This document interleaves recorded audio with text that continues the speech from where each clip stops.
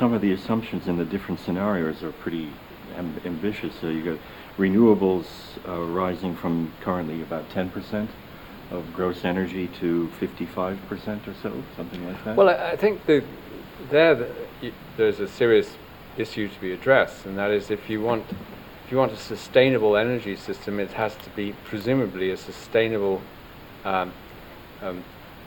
energy supplies which are provided on a competitive basis without subsidy.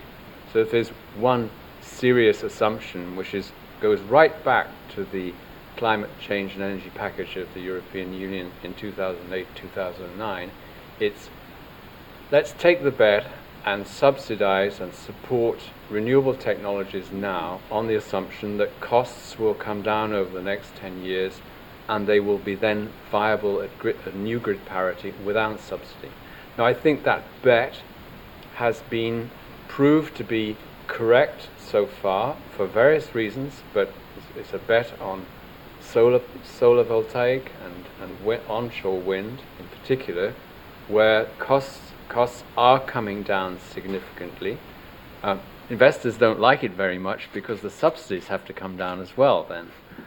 But the logic of the whole process is that if there's a market failure and you intervene to correct it, which is market failure is lack of taking into account climate change, then you subsidize renewable technologies in order to give them the scale in order to get costs down. Well, once they're down, then